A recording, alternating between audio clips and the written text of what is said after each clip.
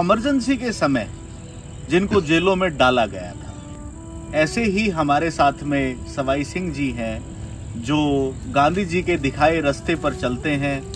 उस समय ये देश के साथ में खड़े थे, देश के लोकतंत्र के लिए खड़े थे और आज भी देश के लिए लड़ रहे हैं। देखिए, उस समय जो देश में हालात थे, आप देखिए भ्रष्टाचार बढ़ रहा था, कुछ जगहों पर कई जगह पर बेकारी का भी सामना युवकों को करना पड़ रहा था। बेकारी आज उस समय से कई गुना अधिक है।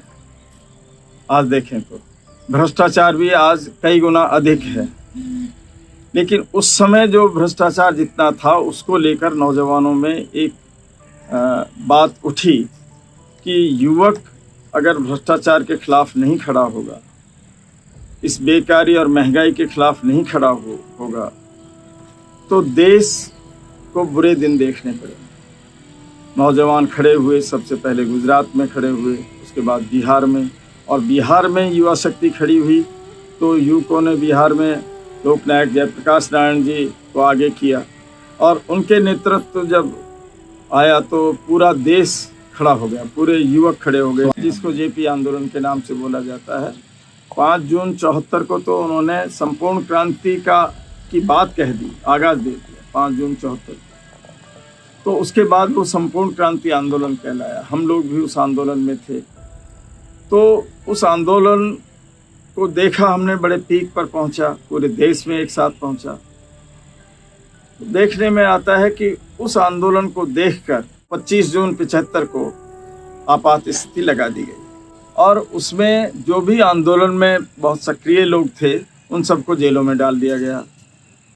और 77 में जब फिर से प्रक्रिया शुरू हुई लोकतंत्र बहाली की और चुनाव की घोषणा हुई, तो स्वाभाविक है कि जो सत्ता जिसने आपात स्थिति लगाई वो ध्वस्त हो गई।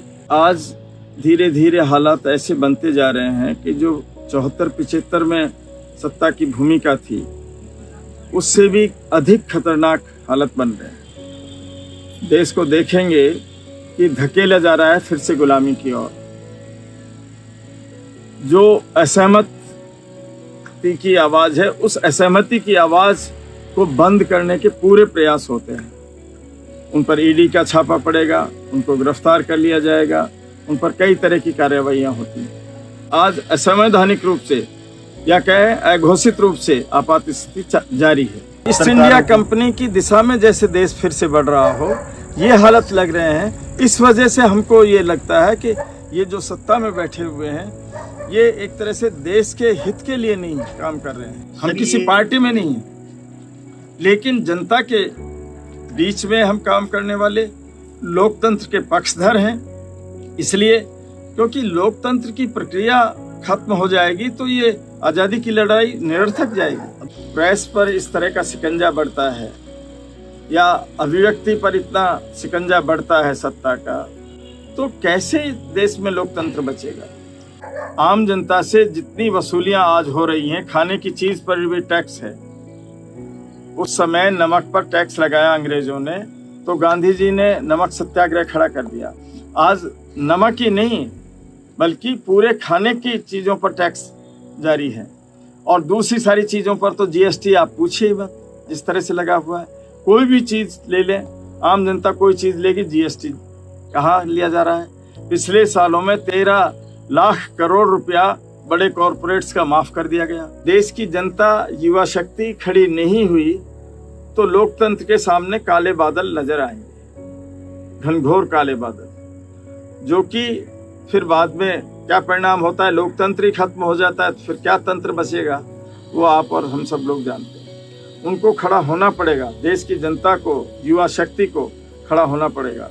उनको देखना होगा कि उनका भविष्य कैसा है, वो देश कैसा बनाना चाहते हैं, देश की जनता कैसा बनाना चाहती है, वो बात सत्ता कभी नहीं लाती।